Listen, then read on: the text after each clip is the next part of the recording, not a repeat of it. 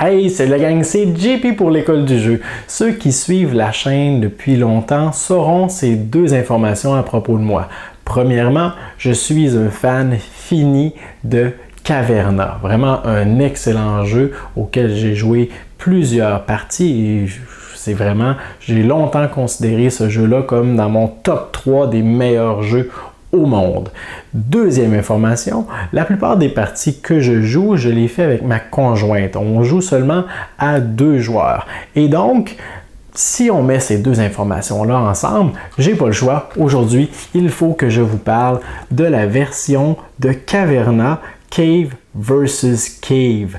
Alors, pas une variante, en fait, c'est un jeu à part entière dans l'univers de Caverna pour uniquement 2 joueurs. Alors, c'est Univers Ludo qui m'a permis aujourd'hui de vous présenter ce jeu-là, www.universludo.com. Si vous avez envie de vous le procurer et si vous n'êtes pas convaincu encore, eh bien, laissez-moi vous expliquer les règles. On en reparle ensuite dans la vidéo de ma critique. Et si vous êtes convaincu par la suite, vous pourrez vous le procurer rapidement. On regarde ça. Salut la gang! Salut la gang! Salut la gang! Et bienvenue à l'école du jeu.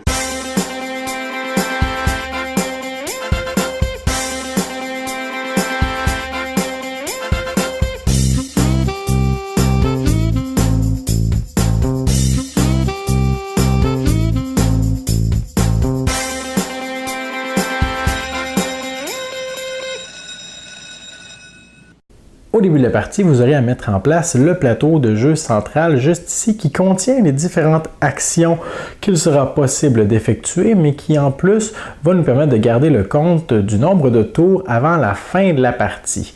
Alors, vous aurez à mettre en place les 4 tuiles juste ici avec un nain qui est en mode repos pour les actions de base. Alors, ces 4 actions-là sont toujours les mêmes et sont toujours disponibles.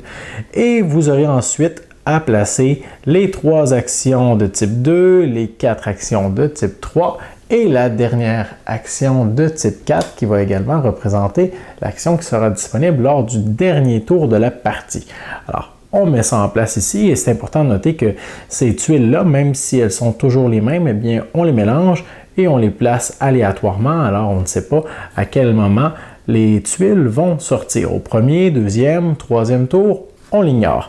On devra ensuite mettre en place les pièces qu'on va pouvoir ajouter à nos cavernes de base. Alors, on les reconnaît à ce petit endos de couleur pâle. Alors, ce sont toujours les 6 mêmes bâtiments ou pièces qu'on pourra construire au début de la partie. Alors, on les met ici face visible. On met également à la proximité de tous les joueurs les murs, les marqueurs pour les actions et la caverne supplémentaire disponible juste ici. Par la suite, on détermine un premier joueur de façon aléatoire qui va hériter de ce petit coq et chaque joueur va maintenant mettre en place son plateau de jeu personnel qui représente une caverne qu'il sera possible de décorer comme bon vous semble. Alors, la caverne en question est arborée de différentes tuiles, comme on voit juste ici, foncées avec des petites emblèmes de pioches, comme on le voit juste ici. Alors, ces tuiles sont placées face cachée, aléatoirement sur votre caverne. Important de noter qu'il y a des emplacements qu'on ne devra pas couvrir.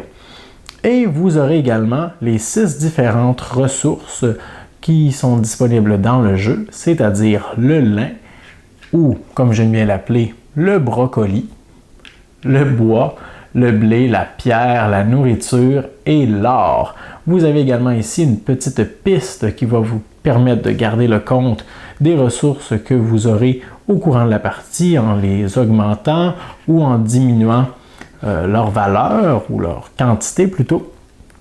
Et c'est important de garder en tête que vous êtes limité à un maximum de 9 ressources de chacun de ces types, excepté pour l'or, que vous pourrez, une fois rendu au bout de l'échelle, retourner et continuer d'accumuler des ressources jusqu'à un maximum de 19 pépites d'or. Alors, une fois que tout ça sera mis en place, vous serez prêt à commencer la partie. Une partie complète est composée de 8 tours et chacun de ces tours est très simple. Alors la première phase est de révéler une nouvelle action juste ici et par la suite, les joueurs vont effectuer des actions à tour de rôle. Et c'est un peu comme un placement d'ouvrier, mais sans ouvrier. Alors, de la façon que ça fonctionne, c'est que le premier joueur, dans ce cas-ci, le joueur de gauche, va sélectionner l'une des tuiles qui sont dévoilées, va la récupérer et va la placer près de son plateau en effectuant les actions les actions qui sont décrites sur la tuile en question. Une fois que c'est fait, c'est au prochain joueur d'effectuer l'une de ces actions. Alors, parmi celles qui restent, qui sont face visible, il va en sélectionner une qu'il va placer près de son plateau, il va effectuer les actions et on continue comme ça jusqu'à ce que le tour soit terminé.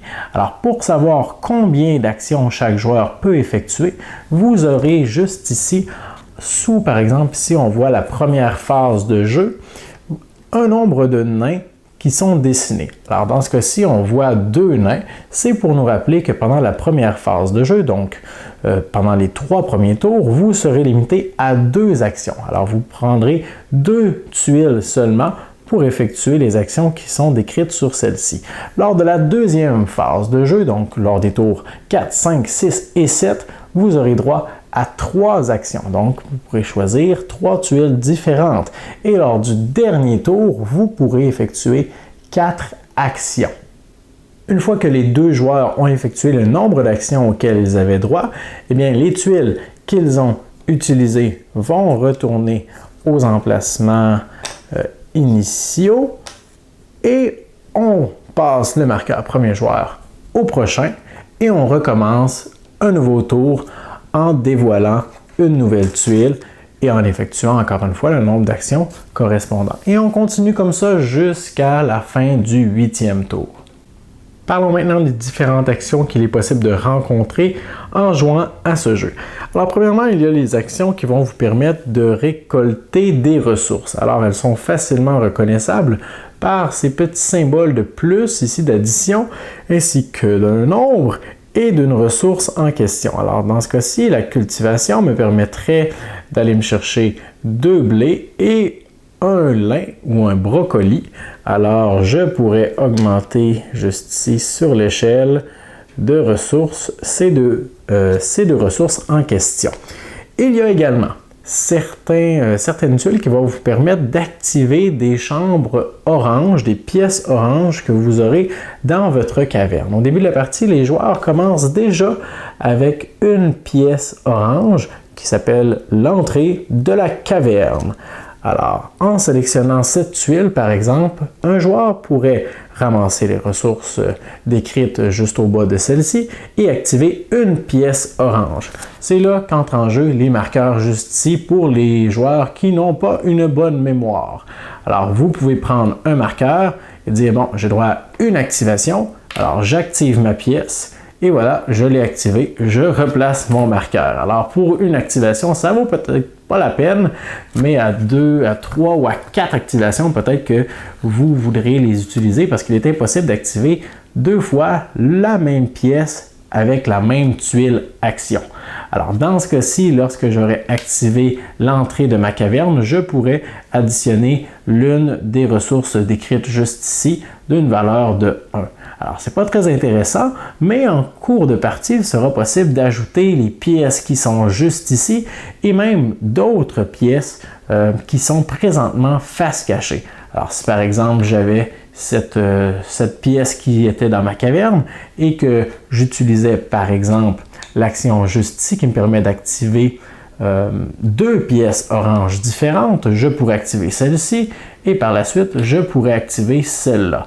Alors, cette pièce-ci me permet de faire un transfert de ressources, tout simplement. Alors, je peux transformer un blé en 3 unités de nourriture ou 4 unités de blé en 7 nourritures. Alors, c'est peut-être intéressant et peut valoir la peine de prendre en considération cette action.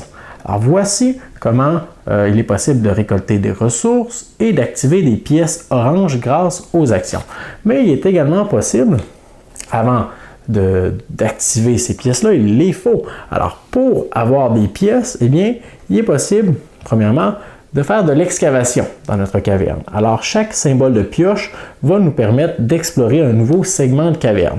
Alors, avec cette tuile-ci, je pourrais utiliser une pioche pour explorer un segment de ma caverne, ou, alors c'est la signification de cette petite barre horizontale, plutôt sur le côté juste ici, diagonale, voilà le mot que je cherchais.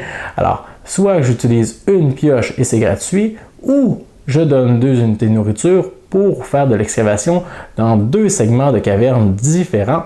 Et dans tous les cas, alors il y a une petite ligne orange ici très très fine qui veut dire « et ».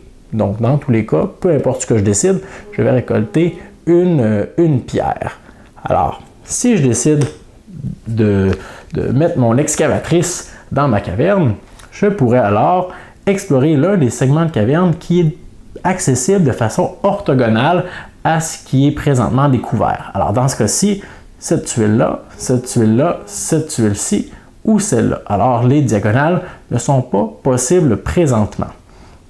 Alors je pourrais décider très bien avec ma pioche juste ici d'aller explorer cette tuile que je retourne et que je vais, parce que non, la tuile ne se construit pas, la pièce ne se construit pas d'elle-même, que je vais placer dans la réserve centrale. Alors maintenant, cette tuile, cette pièce est disponible pour l'autre joueur également, mais je viens de me libérer une place dans ma caverne juste ici. Alors, c'est peut-être intéressant maintenant pour l'autre joueur de la récupérer et ça devient alors une espèce de course. Alors, c'est important de garder en tête qu'il y a des pièces oranges qu'on peut activer grâce aux actions dont je vous parlais un peu plus tôt. Mais il y a également des tuiles, des pièces bleues. Alors, ces pièces-là ne sont pas activables de la même façon que les pièces oranges. En fait, celles-ci fonctionnent différemment, c'est plutôt comme un effet passif. Alors, dès qu'on va les construire, et ne vous inquiétez pas, on parlera bientôt de comment construire ces pièces, parce que présentement, chaque fois qu'on les dévoile, elles s'en viennent dans la réserve juste ici, mais les pièces bleues ont un effet passif, c'est-à-dire que dès que la circonstance est occasionnée dans le jeu, alors dès que ça arrive, eh bien, on touche la récompense correspondante. Dans ce cas-ci, dès qu'on place un mur, on obtient 2 unités d'or. Dans ce cas-ci, dès qu'on sélectionne une tuile qui nous permet d'activer 2 pièces oranges, on peut en activer une de plus. Alors, voilà comment fonctionnent les pièces bleues. Mais finalement, comment construire ces fameuses pièces dans notre caverne? Parce qu'on sait maintenant comment faire de la place dans notre caverne, on sait comment aller chercher des ressources, comment activer les pièces qu'on a construites, mais on n'a pas encore parlé de la façon de les construire. Alors, premièrement, vous devrez aller chercher une tuile avec ce symbole qui va vous permettre de construire une pièce. Dans ce cas-ci, vous aurez à payer une unité de nourriture par nombre d'actions dans la phase où vous êtes pour placer une tuile. Je vous explique ce que ça veut dire. Si vous récupérez cette tuile et qu'on est encore dans la première phase de jeu, le nombre maximum d'actions que vous pourrez faire est de 2. Alors pour placer une pièce, vous devrez donner 2 nourritures pour placer une pièce. Et, si vous le désirez, 5 nourritures supplémentaires pour en placer une deuxième ou une unité d'or pour en placer une deuxième. Alors, si on était dans la 3e phase de jeu, ça me coûterait ici 3 unités de nourriture pour en placer une et le coût ici pour en placer une deuxième, celui-là est fixe. Alors, dès que je paye 2 unités de nourriture, je peux récupérer n'importe quelle pièce qui est là et la mettre dans ma caverne si je peux respecter les conditions qui me sont demandées. Alors, elles sont au nombre de 2. Premièrement, je dois être en mesure de payer la ressource nécessaire. Dans ce cas-ci, vous voyez ici qu'il y a un cadre en bois. Alors, dans ce cas-ci, je dois être en mesure de payer une unité de bois. Pas de problème, j'en ai déjà une en réserve. Je la diminue ici d'une valeur de 1 et c'est payé. Et la deuxième chose qui m'est demandée, c'est que cette pièce, pour être fonctionnelle dans ma caverne, doit être adjacente à un seul mur. Alors vous voyez ici le petit carré qui représente la pièce et la bande noire qui m'indique que la pièce doit être adjacente à un seul mur. Les murs extérieurs ici sont des murs. Alors oui, je pourrais placer ma tuile de cette façon en disant, bon, eh bien, ici, il n'y a pas de mur, il n'y a pas de mur, il n'y a pas de mur, et ici, il y en a un. Ce serait légal. Impossible pour moi de la placer ici, puisqu'il y a deux murs qui sont adjacents, et même principe ici, c'est impossible. Trois murs touchent à cette pièce, alors c'est un placement impossible. Impossible pour moi de couvrir un emplacement qui est déjà là. Et ici, ce serait possible également parce que les tuiles qui n'ont pas encore été dévoilées ne sont pas considérées comme des murs. Et vous pourrez voir également certains types de pièces qui vous demanderont, encore une fois, une bande noire pour un mur qui est obligatoire et des bandes blanches. Alors, c'est un mur optionnel. Alors, on n'a pas de restriction par rapport à ce mur-là, c'est-à-dire que je pourrais très bien le placer de cette façon-là, avec un mur qui touche à la pièce, c'est correct. S'il y avait eu un deuxième mur en coin, de cette façon, eh bien, ça aurait été correct aussi. Alors, j'aurais pu placer cette tuile-là juste ici parce que mes deux murs sont en coin. L'important, c'est que les bandes noires soient respectées et que les espaces libres le soient aussi. Alors, si vous pouvez payer les ressources demandées et les restrictions par rapport au mur, vous pouvez placer la tuile dans votre caverne et à ce moment-là, si vous ajoutez des murs plus tard en cours de partie, eh bien, pas de problème, la tuile est déjà construite. Parlant de murs, l'action qui est juste ici vous permettra d'en placer un. Alors, dès que vous récupérez cette tuile, vous pouvez toucher ici une ressource de ces types-là, vous pouvez activer une pièce orange et vous pouvez récupérer un mur. Alors que vous allez venir chercher dans la banque et que vous allez placer dans votre caverne dans n'importe quelle section vraiment. Alors, vous pourriez venir le placer juste ici, ici, ici, ici, pas de problème, c'est vous qui décidez. Par contre, il y a certaines choses à prendre en considération, c'est que dès qu'on place un mur, celui-ci va rester en place à moins qu'on décide de le détruire plus tard dans la partie. Mais dès qu'on place un mur et qu'on décide de faire un peu d'excavation dans notre caverne, normalement, les tuiles doivent être disponibles de façon orthogonale. Alors, dans ce cas-ci, je pourrais aller explorer cette tuile-ci et celle-là, mais puisque j'ai placé un mur, cette tuile est maintenant inaccessible pour moi. Alors, je devrais contourner le mur pour aller utiliser ma pioche. À moins, bien sûr, que vous utilisiez cette action précise qui va vous permettre d'utiliser une pioche malgré la présence de murs. Alors, vous allez pouvoir piocher à travers ou sous ce mur pour aller explorer la tuile qui est de l'autre côté. Au fur et à mesure que vous allez utiliser vos pioches pour explorer de nouvelles tuiles, vous pourrez récupérer des petites nourritures, juste ici, des unités de nourriture en retirant les tuiles. Donc, vous pourrez augmenter votre marqueur de nourriture immédiatement.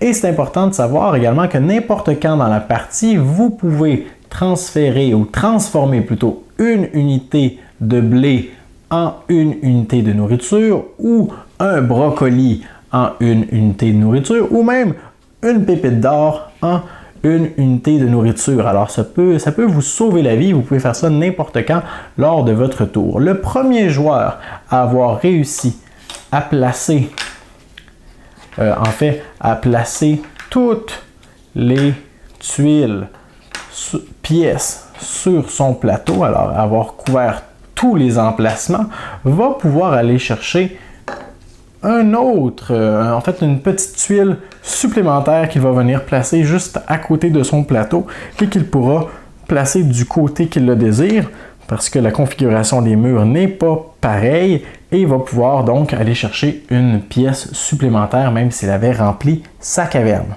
Dès que la dernière tuile est retournée, on amorce le dernier tour de jeu et vous aurez 4 actions à effectuer pour ce tour-ci, donc 8 tuiles différentes qui seront prises pour les 2 joueurs parmi toutes celles qui sont disponibles et vous avez ici un petit rappel, une petite montagne de pépites d'or pour vous signifier que cette tuile précise ne peut être récupérée que par le joueur qui possède à son tour le plus d'or. Alors dans ce cas-ci, le premier joueur a 5 pépites alors que le deuxième a 7 pépites. Alors même si je suis le premier joueur, je n'ai pas plus d'or que mon adversaire, je ne peux pas récupérer cette tuile-ci. Et si je réussis à mon tour à générer plus d'or que lui, eh bien, lorsque ce sera son tour, il ne possède toujours pas plus d'or que moi, alors lui non plus ne pourra pas la récupérer. Alors, lors de votre tour, avant de récupérer une tuile, vous devez être celui qui qui a accumulé le plus d'or. Dans le cas d'une égalité, personne ne peut la récupérer. Dès que le dernier tour est terminé, on amorce le décompte final. Alors, il n'y a que deux choses qui vont donner des points à chaque joueur. Premièrement, la valeur de chacune des pièces qu'ils auront construites en cours de partie. Alors, vous avez ici un petit bouclier avec un nombre de points à l'intérieur. Vous allez additionner toutes ces valeurs auxquelles vous allez additionner la valeur de vos pépites d'or accumulées lors de la partie, en fait, pour le dernier tour. Alors, j'additionne tous mes boucliers, j'ajoute à ça 8 pépites d'or et j'ai mon score final. Le joueur avec le plus grand nombre de points est déclaré grand vainqueur. Et voilà pour Caverna Cave vs Cave, ce jeu pour 2 joueurs seulement qui peut également se jouer en solo. Si vous avez envie d'en attendre davantage sur ce jeu, je vous invite à poursuivre avec moi et à visionner la vidéo de ma critique personnelle où on parlera de mes expériences de jeu et à savoir est-ce que cette boîte de jeu pour 2 joueurs remplace le légendaire Caverna à mes yeux? Est-ce que c'est un simple substitut? Est-ce que c'est un incontournable? Écoutez la vidéo de ma critique, on va parler de toutes ces informations-là, je vous le garantis. Et d'ici là, moi je vous dis merci pour votre écoute. À la prochaine.